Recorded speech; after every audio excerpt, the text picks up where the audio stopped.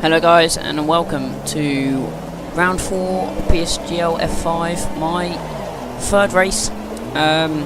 Dumped last time in Brazil, you may have seen that opening lap, but we're here at Austria in wet conditions now. In quali, I kind of screwed up as I put on a wet setup, couldn't find any grip, and then in my final run I was about 8 tenths up and ran out of fuel. So I started 14th. As you can see, I've dropped down to 16th at this point into turn 2, and not the best of starts, but I'm not very good at the start of a race anyway. But a Mercedes has been flipped upside down, which is ridiculous, and we are getting quite lucky. So we'll drop down into turn 3 now. Kelonyex has left the session. Can't remember who caused the incident. It might have been him, I'm not sure. But as you can see, Adventures, he started second place and he's been spun by Billy, and he's back with me. Spins again, I hit him, and yeah, I get shunted from behind by Juho Finn. Racing incident, no, nothing I could have done. Now I've got a broken wing. JP Greenwood actually gets past me at this point, which is quite surprising. But Billy sitting the fastest lap, started on pole. Even though I've got no front wing, still make quite a simple pass on JP and get myself back into 12th. This race was always going to be a recovery race for me in the championship. I don't like this race particularly. We've got another race that will be recovery next race as well at Monaco. So yeah, it's always going to be a recovery for me. Lap 7, nothing really much happened after that first lap on the wets, and I just carried on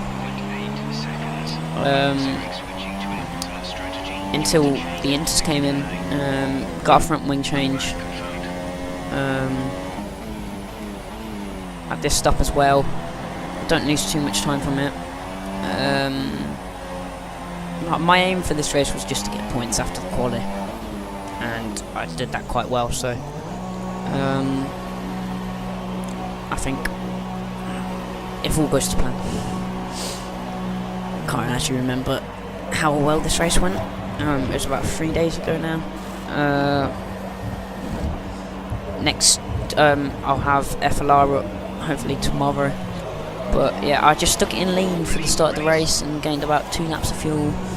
Sticking in standard now in the inter conditions, and we're actually down in 14th. But some people have some weird strategies, so yeah, down in 15th.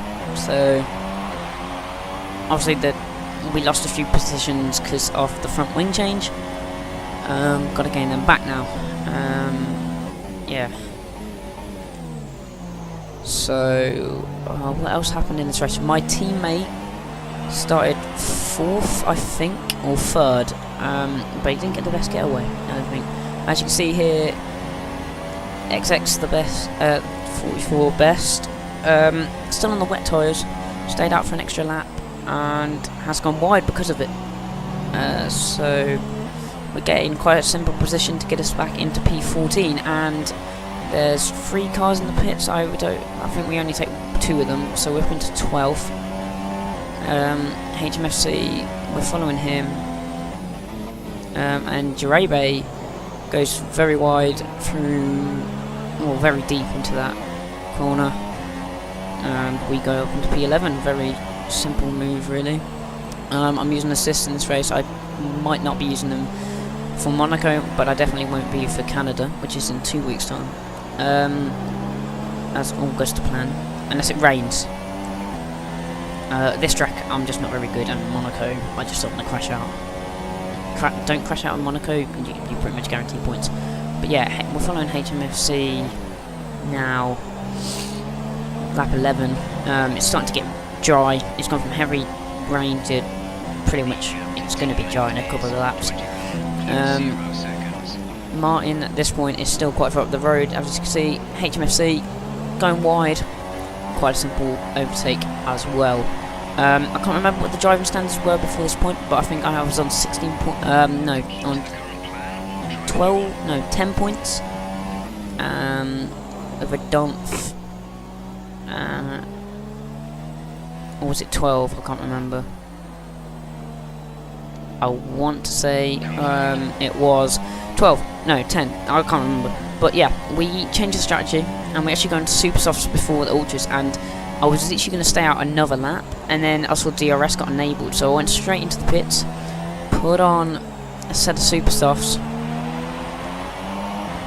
As at the time I didn't think this, but after the race I realised that I actually made a good decision, because it was still quite damp. Super softs would have more grip, as they were harder compound. I didn't think about that in the race, but after the race, my adventures, because I was in a party with him for most of the race, he talked to me about it and just said, yeah, you made the right strategy call, because the ultras struggled at this point in the race. Super softs were the better option. Obviously, people that went on softs definitely had a better strategy. But I was always thinking of doing a two-stop, doing the softs than the ultras anyway, because I'm not confident with tyre management. So, as you can see, chickens drops down. This JP Greenwood has just retired, first retirement of the Grand Prix. I think he gave up on the race. He got a grid. No, he got a stop-go, spinning for pits. He had front wing damage, so I think he was that far behind at that point. He just gave up. But I think we're going to follow on board for this lap. This lap was very good, to be fair. This is the lap I think it is. I think this lap is actually very good. I'm braking slightly before the racing line. Might be using it for Monaco. It'll be my tester race from FLR as well. Also we got Silverstone CLR on Saturday as well, so maybe 2 Racing League videos coming out maybe at the weekend. Just depends when I get to edit, and this one's obviously coming out hopefully on a Tuesday, if not on the Wednesday. The next one should come out on a Thursday, I think. But yeah, this lap was actually very good. I don't normally go down to I normally go down to 4th in the last corner, but yeah, fastest lap of the Grand Prix with a 15.0 at that point was very good, I thought. Wood behind James Wood. Now this is where my race starts to finally get interesting. I get stuck behind James Wood, and I have the championship leader Rotards behind me. Now this is quite a controversial incident. I have put this forward to the stewards, as I go for the move, because James Wood goes very slowly, and I'm going to give him enough space. Rotards puts it up my inside, tries to make it 3 wide, and I get pushed into the side of James Wood. James Wood loses both positions, which I think is very unfair for him. I don't see how I was at fault for that. If there's one person that would have been at fault, unless it's a racing incident, I can only see one person being at fault. You make your minds up who that was. But James Wood got past me again, and I got stuck behind him, which is really annoying. Especially on this last lap. I don't remember if I got... No, I think I got front wing damage again, I think. Penalty as well. It's very annoying. Sorry, I keep drinking in the middle of the video. But yeah, I'm going to box. Martin, my teammate, has binned it. Well, no, he hasn't binned it. He got stuck behind a back marker for 3 laps, and the back marker wouldn't let him through.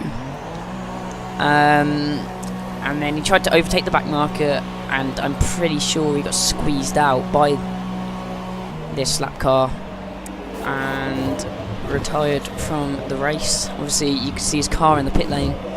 It's a bit of a mess, not gonna lie. It's a bit disgraceful. I get held up twice in the pits once I come in for a front wing, and we are now in 7th place. But we're gonna get jumped by Adventure, so we haven't seen since the first lap of the Grand Prix. getting very close to the barriers there. It felt very tight when I raced. There's the lead car, Adventure's teammate of Ferrari. I think he's now Staber. It was his debut, and he started 3rd, moved up to 1st after Adventures and Billy kind of messed up strategies and got taken out respectively. But I was just battling Adventures. Staber is now in McLaren, and I think Adventures is still in Ferrari. But I'll go look for the move. I'm so glad that it wasn't given as a corner cut. I definitely lost time from that. As you can see, I'm quite far behind him now. I just didn't want to hit the back of him. Had to kind of take avoiding action, otherwise I think I would have hit the back of him. We look for a move, we back out of it, and then yeah, we kind of hit the back of him. Not much we could have done there. We were braking quite early as well. We hit the bumps, went over them. We're trying to fend off Adventures now, and this, yeah, the game, he taps me slightly into that corner. He gets a 3-second penalty, which I think at the end of the race he was on 9 seconds of penalties, so I think he dropped to, yeah, he dropped quite a few positions at the end of the race. But obviously I go deep into there, and he gets back past me again. Had to go into the grass, but as you can see on the mini-map, HMFC is catching right behind us, so we're in a bar and we're just like,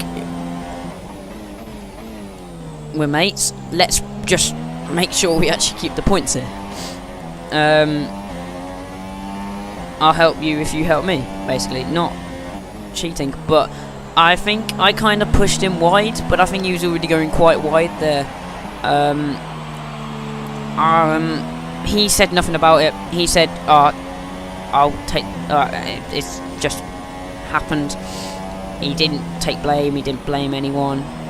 So he just, I think he's just saying he made a mistake, but I will take the blame, because I did kind of push him quite wide. But he comes back at me here, and this is my problem. As I go quite deep into this corner, going wide on exit, and he'll get the position back on me.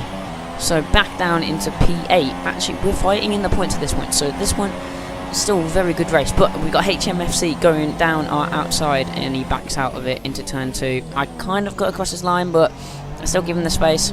He backed out of it anyway, so it's alright. 2 laps left of the Grand Prix.